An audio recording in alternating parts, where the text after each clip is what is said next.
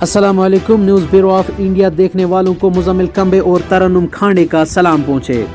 आज का खबरनामा लेकर हम हाजिर हैं, आप बने रहिए हमारे साथ। जिला रामबन के तहसील पोगल में आज ब्लॉक दिवस का इनेकाद किया गया, जिसमें तहसील के सभी अफसरान ने शिरकत की। रामबन से सजाद रोनियाल की ये रिपोर्ट। इसकी जात से है हमें, और मेरा भी इसकी जात से यही दामन है। और मेरी रिक्वेस्ट है सर, आप नींद के अंदर भी एक ऐसा ही पब्लिक दरबार लगाएं। हम लोग डिपार्टमेंट को पैंच और सरपंच की जात तक महदूद नहीं रहना चाहिए। मेरी नींद के अंदर एक सरपंच मामा, दूसरा बहनोई, तीसरा चाचा, लेकिन ये जरूरी नहीं है कि वो फरिश्ता सिफत इंसान होंगे और लोगों को उनकी जात से कोई प्रॉब्लम्स नहीं होंगी। हो सकता है वो उनके खिलाफ आवाज दे, वो उनको दबा रहे हों, और वो गरीब आवाम जब आपके सामने वहां पे आएगी, वो देखेगी कि उनकी क्या प्रॉब्लम। और सरपंच से मुखातब हों। हमें एक चीज याद रखनी चाहिए कि अल्लाह ने अगर आपको लोगों के वोट से यहाँ पे लाया है, तो आप लोगों को ईमानदारी से काम करना चाहिए। अगर आप ईमानदारी से नहीं करेंगे, अल्लाह आपको जरूर हिसाब लेगा। इस दुनिया में नहीं लेगा, लेकिन आखिरत में लेगा, क्योंकि अगर अल्लाह इस दुनिया में और भगवान इस दुनिया में हिसाब ले, फिर हम में से कोई जिंदा नहीं बचेगा। लेकिन हमें उस जगह देना है। अब पहले हर सरपंच साहिबान जो है चिल्लाते थे कि ये जो रिश्वतखोरी है, और ये अब आप लोगों को ड्राइंग पावर्स भी मिल गई। आप लोगों को कंट्रोल करना चाहिए। आज जम्मू कश्मीर के लेफ्टिनेंट गवर्नर श्री मनोज सिन्हा ने प्रेस कॉन्फ्रेंस से खिताब के साथ साथ 850 megawatt Ratle hydro electric project की मंजूरी का भी ऐलान किया। जम्मू से निकलेश अरोरा की न्यूज़ ब्यूरो ऑफ इंडिया के लिए ये रिपोर्ट। हम सब करने वाले थे, जिसमें मुख्य सचिव और रोहित कंसल जी और भी कुछ लोग रहने वाले थे। एक विशेषज्ञों की समिति आज जम्मू कश्मीर में 24/7 पावर कैसे मिले, ये काम उनको सौंपा गया था। उन्होंने शॉर्ट टर्म, मीडियम टर्म और लॉन्ग टर्म किस तरह से इसको करना है, उसका प्रेजेंटेशन था। संयोग की बात है कि आज भारत सरकार की कैबिनेट ने, जो प्रधानमंत्री जी के अध्यक्षता में आज संपन्न हुई, उसमें एक आप सबके ध्यान में होगा कि लंबे समय से रटले प्रोजेक्ट का नाम आप सब सुन रहे हैं। आज भारत सरकार ने उसे स्वीकृति प्रदान कर दी है, और उसकी कुल लागत 5822 5,822 करोड़ रुपए हैं। ये 4,000 डायरेक्ट और इनडायरेक्ट जॉब क्रिएट करेगा। आप पिछले बार आप सब प्रेस कॉन्फ्रेंस में थे, जिसमें यह भी बताया गया था कि क्वार 540 मेगावाट पहले से डिसाइड किया हम लोगों ने। जम्मू कश्मीर यूथ कांग्रेस के अरकान अर्नब गोस्वामी के लीक होने वाले व्हाट्सएप पैगामात के खिलाफ एहतजाज करने जा रहे हैं। ये report news bureau of India के लिए निकलेश अरोरा ने जम्मू से भेजी है।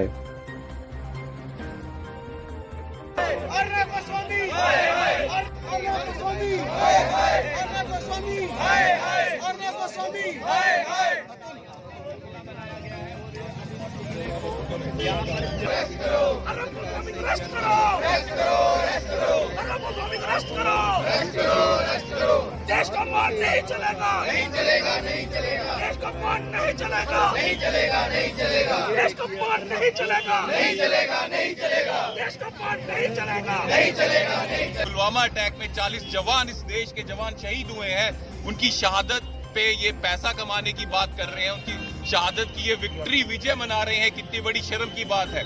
कोई भी हिंदुस्तानी, कोई भी देशभक्त भारत का जवान जब शहीद होता है उसमें खुशियां नहीं मनाता। ये कैसे हिंदुस्तानी है जो अपने आप को देशभक्त बोलते हैं? शर्म आनी चाहिए अर्नब गोस्वामी को।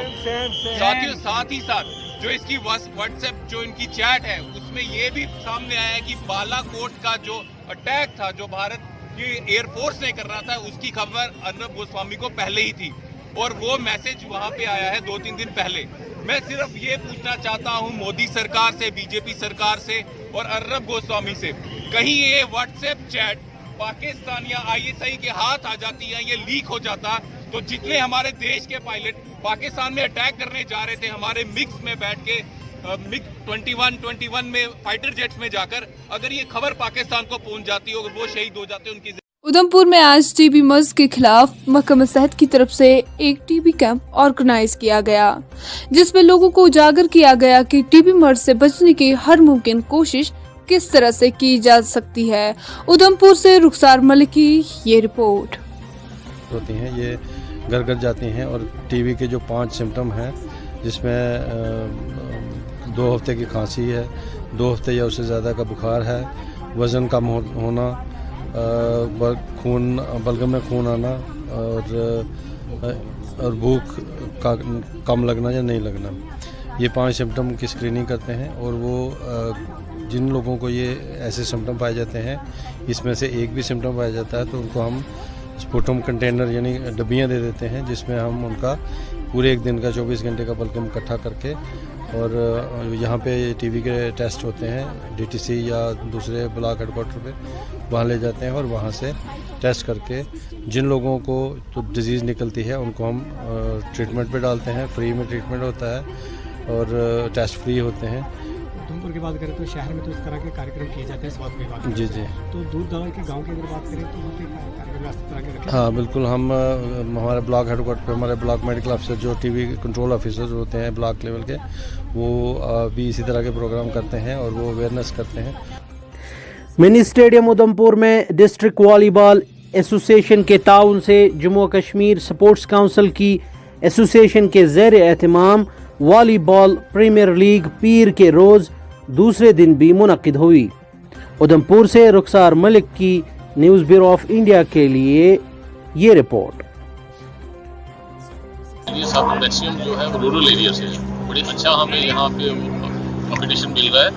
तो हम देख रहे हैं कि यहाँ प्लेयर्स की इन्वॉल्वमेंट देख के खुशी हो रही है कि प्लेयर्स अगर हम लोगों को बोलेंगे कि बच्चों को शाम को अगर आप यहाँ पे देखें तो कितने बजे 100-200 बच्चा यहाँ पे खेलता, हम इनवाइट करेंगे कि बच्चों को यहाँ पे भेजें, वो फिजिकली फिट हों, वो जो ड्रग बैन ऐसे हो गई जो इससे बचें और ऐसी बुरी बुराइयों से बचें। यहाँ तो अभी हम इस पे आते हैं कि जो स्पोर्ट्स काउंसिल ने ये जो मैचेस करवाए हैं वो विद कोलैबोरेशन ऑफ वॉलीबॉल अपना एसोसिएशंस के साथ, इससे हमें और भी ज़्यादा एनर्जी मिली। जिस वक्त हमारे साथ पुलिस की हमें मैक्सिमम हर कंपटीशन में हमारे साथ पुलिस वालों का इतना असिस्टेंस रहती है और जो हमारी टूर्नामेंट्स होते हैं वो इजाज़त लेने से पहले हमारी आज हमारा जो रिक्वेस्ट ये है कि आप हमारे चैनल को YouTube पर सब्सक्राइब करें।